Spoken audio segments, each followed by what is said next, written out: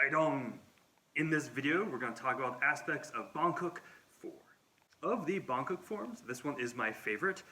This has, again, it instantiates many of the ideas we've talked about in our previous forms, and it's just kind of like nice and dynamic. It adds some new techniques that are just different and new and kind of, again, fun just to practice. So let's talk about that. So let's talk about 3 new moves that we learn in Bankuk 4. The first technique we're going to talk about is the slashing motion. I'm not sure what the Korean name for it or anything like that is. This is a combination that happens in a few of the forms, most notably in 6. But let's take a look, right? So there's going to be a few interpretations with this one.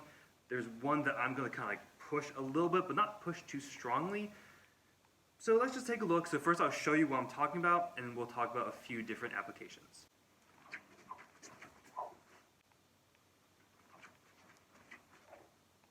This technique has a few different ways I've seen performed. So sometimes I see it a little bit more narrow, right? So it's almost like I'm just here, right? So something like that. Now, their interpretation would be like, oh, I'm just trying to like dazzle them. I'm trying to like distract them as opposed to like actually doing any damage.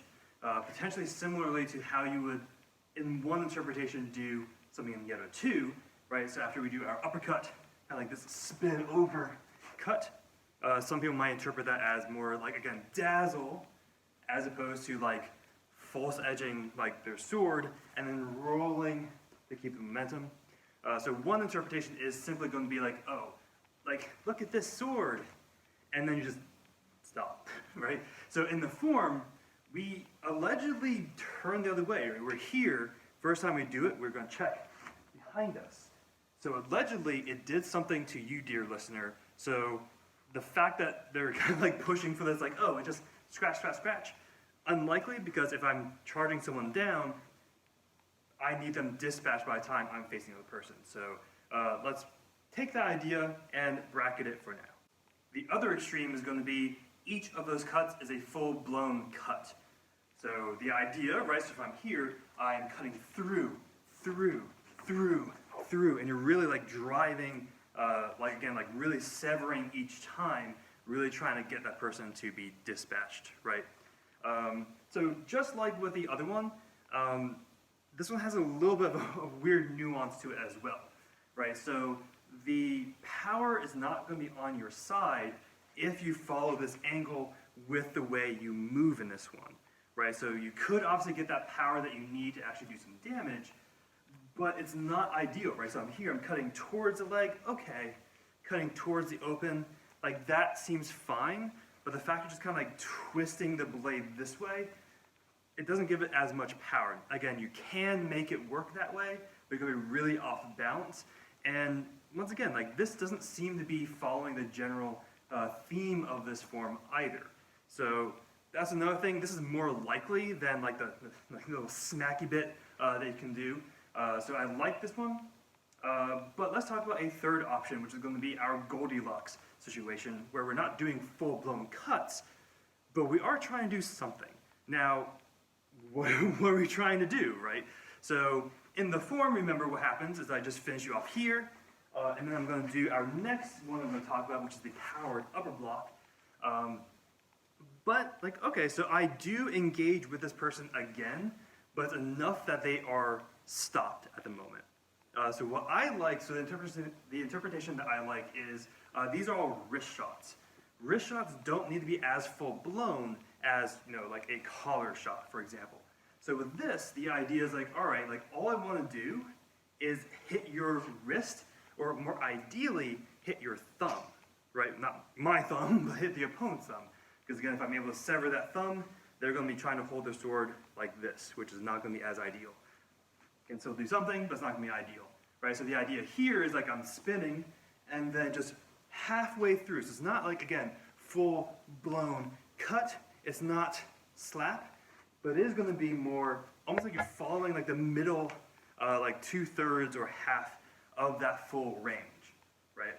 Now this is going to be nice because we can continuously move after that spin, right? So we're over here, we spin, and then pop, pop, pop, pop, right?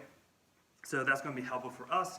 It also just helps us keep the momentum, right? So if I'm really turning, stepping with each cut, the step is going to slow down, the stepping is going to be really weird.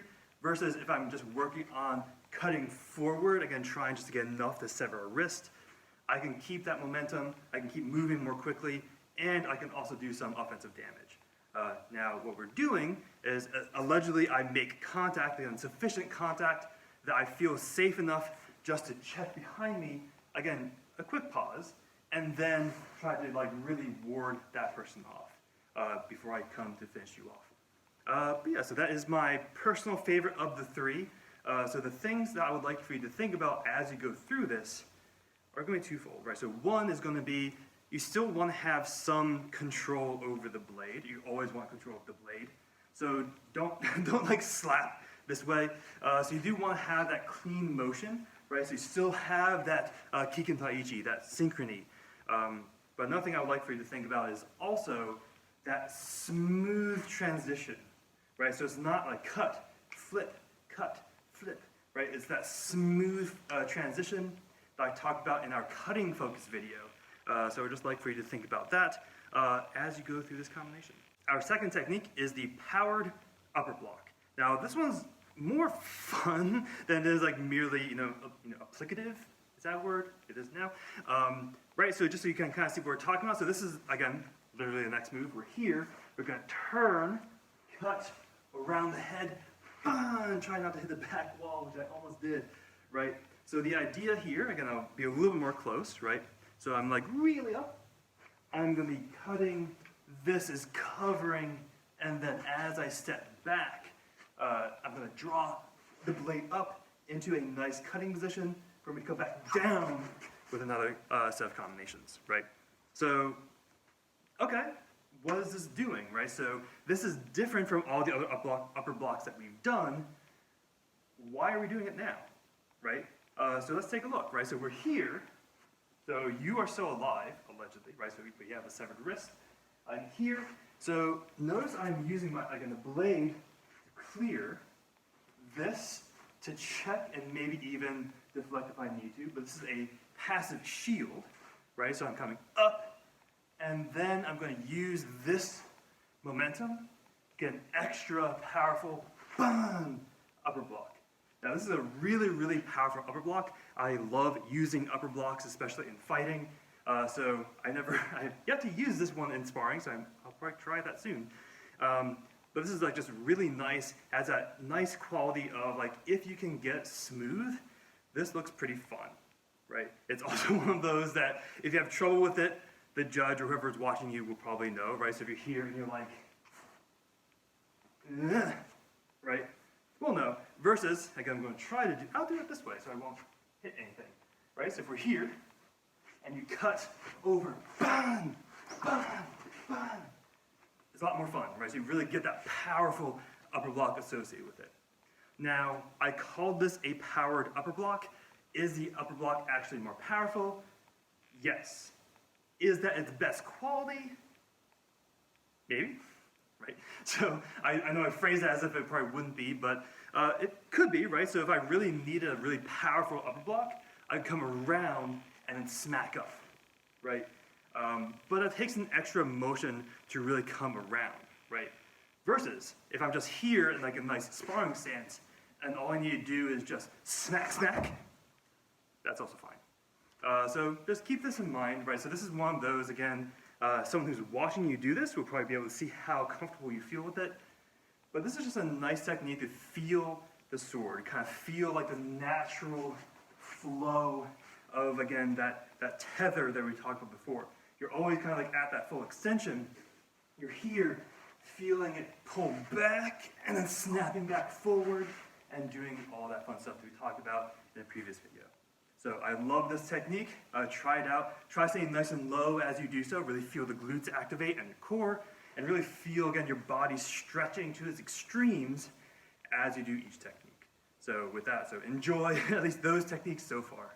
And the last move is something that seems simple, right? So I'll show you what I mean. It's going to be the using a diving strike, so a knee strike, before you go into your Gongai Dong Yip Pao Song Se, right? So again, you might be thinking like, why is this one of the three? But think about the context. So this is something that's a combination of, it is a new-ish move, we do something a little bit similar, like in Sangsu 5, where knee block and then coming up, knee block up diagonal, but this time I'm going a knee block into a Gumdo Haidong Yip. Well, why is this special, right? So the reason I'm bringing this up is because initially when I first learned it, we used the back of the sword, kind of like hooking and then coming back up this way. Now, if you think about it that way, it has a weird connotation, right? So I guess the main thing I want to think about is like that dichotomy, right? So one, the idea might be, again, I'm using the back of the sword, or two, I'm using the blade. Now, in more recent years, again, this might change, it's been using the blade. So let's talk about like why using the blade is better than using the back. Because I'm usually one to use all parts of the sword, right? So why is using the blade better for this particular circumstance? Let's first talk about the good uses of using the back of the sword. So obviously, we use swords that are curved, right? So that means, so a lesser good use of this would be a lesser good. A less good? Anyway, so one idea is like going around someone's guard, so you have a curved blade, so I can actually get further around the blade as opposed to using like a polearm or a straight sword, for example. Let's also think about where we're doing this in the form, right? So now this happens a few times. This is one of those moves that happens now that we've done it. We're going to do a lot in our future forms. We did a prototype of it in one, where we did a knee strike into a defense. This time we're doing a knee strike into a Gumdo Haidong Yip. So, alright, so let's talk about what's happening in the form, right? So this is the very beginning of the form, right? So again, ellipse in the beginning because I might get in trouble. From here, we're just going to take it from uppercut and spin. I'm going to talk about this stab. Actually, this is going to be the same stab we talked about in Yedo 9, where it's more likely this is drawing someone back as opposed to actually puncturing, right? Although puncturing would be actually kind of nice. But yeah, so from here, I'm doing this technique against someone who's behind me. So I haven't seen you in a hot minute. I've maybe caught glimpses because I'm doing spins. If I'm here, if I do a knee block, first of all, look at where my feet are, right? You can't because the angle of the phone, right? But from here, if I go to the stab here, and then I'm going in for that knee block, that's weird. I'm leaning in to block, as opposed to if it's a knee block, I can just bring it up. So that seems weird. Now that said, if this is a block, you would want to use the back of the sword because it is actually a little bit stronger and you're not going to ruin the blade. Okay, then what are we doing then, right? So if we're not blocking, why are we cutting and then going back up, right? So if we're here, and I just, again, stab maybe warding this person off, what's the best way to ward someone off this way, right? I can actually use the momentum of the sotose to push going for their knee, and then going up to protect my head, right? So the idea of this is, cutting for the middle is kind of hard to block. That's why it's usually good for using to draw people back. If I aim for the knee, especially if I'm using a slightly longer sword, which again, the type of sword you're using for Bankuk might be different, you don't know. But yeah, so if you're here, and I really reach for it, again, you're allegedly in a pretty deep stance, and then come back up for Gumdo Haidong Yip. That's going to be enough to really make them back off. Maybe try to still hit you, but it's enough for them to back off for you to get into a nice, decent position. So the idea of this one is like, all right, I'm going to use the blade to ward you off, and then cover myself, again, now coming up, again, using the Gumdo Haidong Yip to eventually use that to push off into a new combination. So we talked about three new techniques in this form. All of them, again, very different texture compared to what we've seen, especially in Sangsu and Yedo. So these are using, again, the momentum, the spins, and really using, again, the extremes to get more power.